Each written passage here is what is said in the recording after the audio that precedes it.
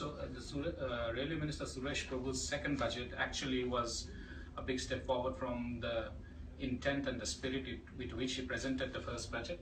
In the first budget last year, he made it very clear that railway budgets henceforth will not be a statement of political intent, but railways will function as a great business organization rather than a department of the government of India, which seems to be the case in this budget as well. He has made it clear that he's not going to announce major new trains or lines, which has been the case over the last several decades. Successive railway ministers have used the railway budget to make statements of political intent, of trying to offer goodies to constituencies that matter to them politically and also to their allies. As was seen in the last budget, Mr. Suresh Prabhu laid great emphasis on investment and returns, on how to manage finances of this great behemoth, and also how to turn it around. If railways, which is perhaps the world's greatest operation of this kind, is to turn around, then we need to take some short-term measures, which could be painful in the short term, but eventually make it function like a more efficient, large organization. Having said that, however, Mr. Prabhu also made it very clear that people or consumers or passengers was right at the heart of this budget, and subsequently will continue to remain so. So that is why we could see measures like a Vision 2020 kind of an announcement, where he said that everybody who demands to get a reserve ticket will get it on demand. That is not quite the case now, because if somebody is traveling long distance, say for instance from Delhi to somewhere in the northeast, then that trip has to be planned months in advance, probably sometimes 3 months in advance, to get a reserve ticket. Now, if you are offering to give passengers reservation on demand, it effectively means that anybody who wants to travel such long distances actually can pick up his bag and go and catch the train and go home. For that to be possible, however, there are a few unanswered questions. We do not know to what extent infrastructure will be upgraded. For on-demand kind of reservation service, we need to know how many additional trains would be running, and how many new lines will be laid down. That is something that remains unanswered. But having said that, the intent is clear, and even if he achieved a portion of what he has promised, probably would have taken a big step forward. On railway finances, the wage bill has shot up, as was expected, because he had to accommodate the 7th pay commission payouts. It would go up by a significant margin. That would mean the operating ratio, which is a key metric for railway finances, is going to worsen to about 92% this time in 2016-17. Effectively, it means that for every 100 rupees that railways earn, it would be spending 92 rupees. It's up from 90% in 15-16, which again is a little worse off than what he had set out as a target when he presented a 15-16 budget of 88.5. But the operating ratio has actually worsened progressively over the years. We were at a time in the mid-80s and early 90s, mid-80s, when the operating ratio was about 87-88%. Now we are close to about 92-93%.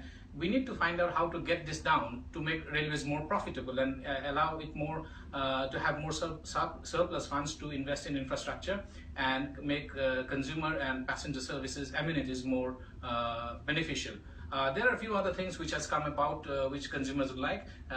For instance, there is a new super fast train which has been announced for long distance unreserved people. That is, there will be no reserved bogies, but people can travel at a super fast express on a super fast status. So probably trains will be running at a speed of 100 kilometers per hour. There's a new 130 kilometer superfast train that has been announced for AC 3-tier with services like meal on demand, etc. Then there's a new double-decker train. There are 3 new dedicated freight corridors that has been announced. Although there is an element of political significance in the way the freight corridors locations have been chosen. 2 of them will run from Kharagpur, which is in West Bengal. One will touch from Kharagpur to Bombay. The other will extend from Kharagpur to Vijayawada. West Bengal, as we know, is going into elections sometime in April, May, and probably this could be interpreted as a sign of trying to give a political message to the people of West Bengal ahead of the elections. Likewise, one dedicated freight corridor will move from Delhi, will run from Delhi to Chennai, and another dedicated auto rail hub, the first of its kind, will come up in Chennai. This also probably has a little bit of political undertone in it, because Tamil Nadu, along with West Bengal, is going to elections sometime in April-May. Likewise, there is a new broad gauge, there is a doubling of broad gauge line that is being announced for Assam, especially the sectors connecting Barak Valley to Lamding, Silchar to Lamding in Barak Valley, and that again seems to be slightly politically motivated. At least the trigger could have been, there could be a political undertone in the trigger, because Assam again is going to elections around the same time in April-May. There are a few other passenger amenities that has been announced, and people would probably have been waiting to get these kind of facilities. One would only hope that the implementation of these are as quick as possible. For instance, cancellation of tickets on a telephone is something that any passenger would actually have loved to come about many years ago. So if for some reason a reserved ticket has to be cancelled, we now don't have to go and stand in a queue or log on to a computer to get it cancelled and wait for, say, 21 days for the money to be credited back to our account. Instead, we can do it on the dedicated railway phone line, which is 139, which is a very big move. Then we have things for upper class passengers. We have things like railway food on demand by IRCTC, and there is this statement of intent that the Railway Minister has announced to convert IRCTC, which is India's biggest e-commerce website, because the kind of traffic that it attracts for ticketing is about 20 million a day. So that's many times bigger in size than any of the biggest retail firms, like e-retail firms like Flipkart or Amazon. So if at any point in time IRCTC gets into non-railway ticketing e-commerce and starts selling goods or hawking products online, then probably Flipkart and Amazon and its ilk will have to have something to worry about, because IRCTC getting into e-retail means effectively means like an elephant entering the room and changing the market dynamics altogether. That said, we need to see to what extent many of these are going to get implemented during this year itself. Some of them have long-term consequences and long-term requirements. Some of them can be done immediately through executive orders. Another good thing that would have happened is that the auditing of the railway finances would now be more modernized and contemporaneous. For long, railways, despite being such a large, complex organization, have been following a single entry auditing, which is completely unthought for, completely unthinkable in today's modern day business operations. So Ajmer, for instance, the railways have completed the pilot project for auditing of the Ajmer division as a separate railway division. Effectively means it will operate once the entire rollout of the new auditing structure, accounting structure is rolled out, then all subdivisions or all railway divisions to begin with will have to operate as profit centers. That's a good beginning. It will bring in more transparency, and it will ensure that techniques, accounting and finances are taken care of in a more modern, contemporary way.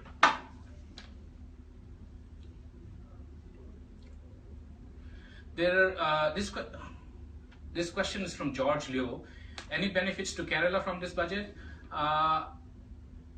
Not quite. I mean, there is no direct benefit to Kerala from this budget, and it's an interesting question, because Kerala, like other states, is also going into elections along with Tamil Nadu and Assam and West Bengal. Kerala, for some reason, the railway minister seems to have not mentioned Kerala in any of the new projects that he has announced, but probably the long distance train, the Antoday Express, the unreserved express that will run very shortly for unreserved on-demand kind of travel, super-fast travel, may run in from Kerala to Delhi.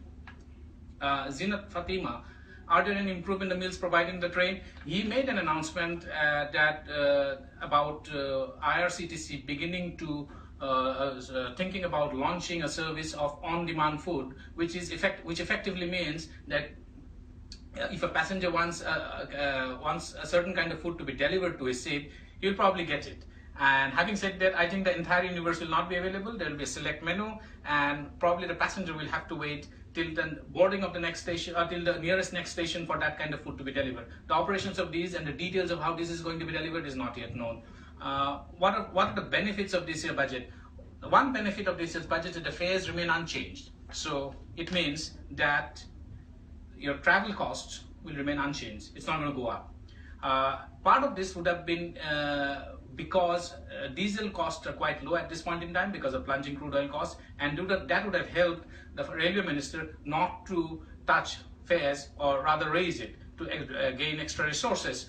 But hiding in the footnote of the railway budget, hiding in one of the not so loudly announced proposals in the railway budget, was the government's intent to set up a railway development tariff authority, which means that this government wants to take fixation of fares and freight rates and passenger fares away from the jurisdiction or the mandate of the department or the minister. So what does it mean? If a railway tariff authority is set up by an act of parliament, it would mean it is only that authority that will be empowered to set rates according to the cost, which in this case would primarily mean diesel costs, and the government will only concentrate on the big picture turnaround, which is a good thing, because this would mean as and when the railway tariff authority comes and people move and the railways move into a completely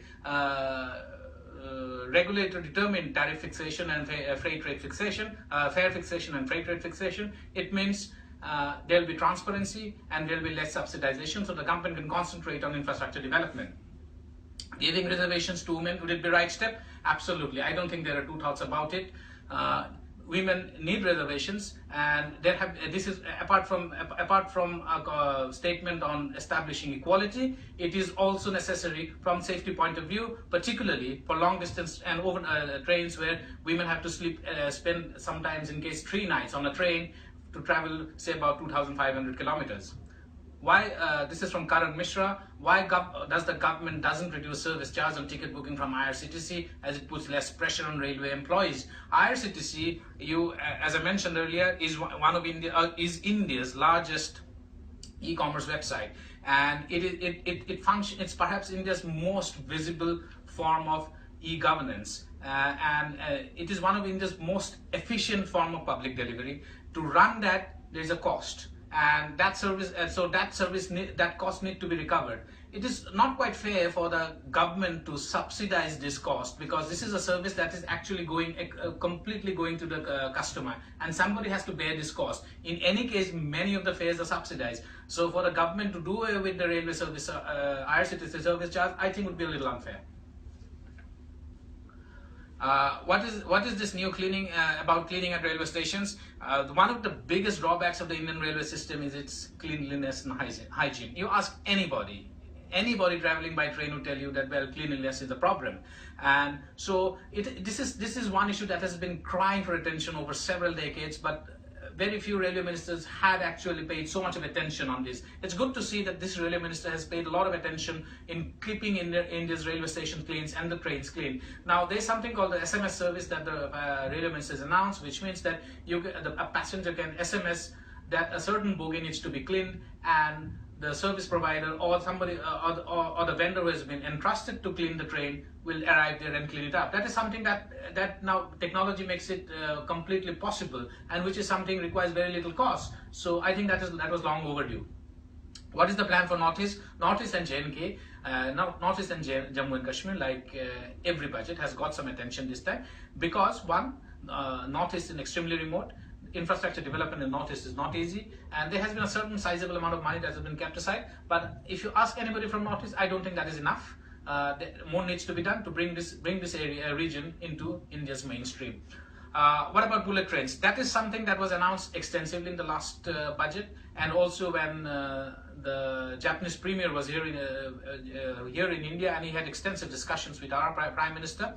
Shinzo Abe and Narendra Modi had extensive discussions on bullet trains. Bullet trains will be partly financed by the Japanese establishment. It will take the first of the bullet trains from Bombay to Ahmedabad will be ready by 2022, and that does so till such time.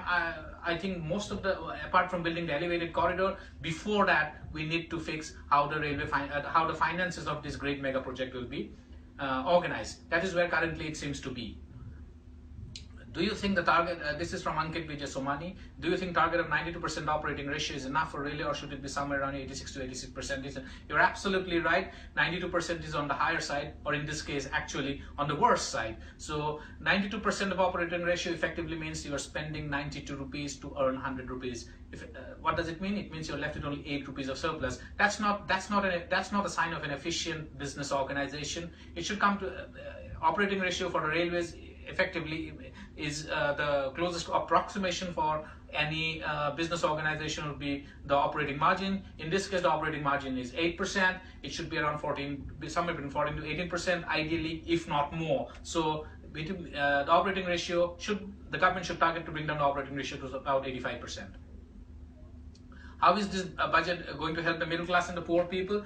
For poor people, he has launched for poor people who cannot afford reserved category seats. One, because they travel without planning, because of the nature of the work, because most of them are migrant labor, for instance. He has announced what is called the Antodaya Express, which is going to be a super fast express, on-demand, unreserved, super-fast express long distance. That's a good thing to have been done. For middle class, there are 2-3 new trains that have been announced. One is the third AC train, on which food meal will be served on demand. Then there's a double-decker train that has been announced. And obviously there are other amenities like food on demand by IRCTC and this cleanliness scheme. Don't you think it was a non-transparent budget? No figures of previous year, no mention of where 2,000 kilometers railway tracks will be laid, where these 4 trains will run. You were right, but I believe many of these details is going to come in the weeks to come. 2,000 kilometers of railway electrification of railway tracks is a target that he has set. Now, where these 2,000 kilometers will be selected from will be decided probably by the railway board or the respective department. Some of this could still be hiding in the footnotes of the budget paper that is still to come out. Budget papers are still to come out, but I think most of these details will only come in the coming days and weeks. How about placement in railways? One of the, there's a question by Deepak Vittal Dodmani. Don't you think it was non-transparent? That question I've answered. Another question by Zinat Fatima. How about placement in railways? One of the biggest drawbacks of Indian railways, or one of the biggest bad reputation that railways have earned over the years, is corruption and non-transparent selection process and placement process. That is something that the railways have had, successive railway ministers have had to deal with every time he has presented a budget or tried to reduce or tried to bring in more efficiencies. So Suresh Prabhu has announced something called e-placement and online placement. I think that's one big step forward. About women's safety, as I've said before, some seats have been reserved, but more need to be done. The beginning has been made. Now it's for the government and the railway minister to scale it up.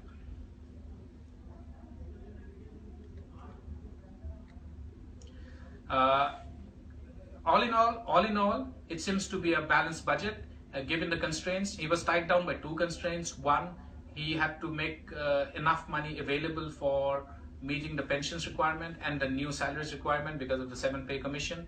Given that constraint, I think he has done well to balance the budget. He has set a capital investment target of 1.2 lakh crore, which is higher than last year, which is again a big step forward. He has, however, said that the railways is going to earn revenues of 1.84 lakh crore, higher than last year. It is not quite sure where that extra money is going to come from. It remains to be seen if fares are changed midway or raised midway, much after the budget has has ceased to become a talking point, and in a politically more opportune moment, probably the railway minister or the railways could actually announce a hike in fares and freights that could be inflationary and affect consumers. Thank you so much.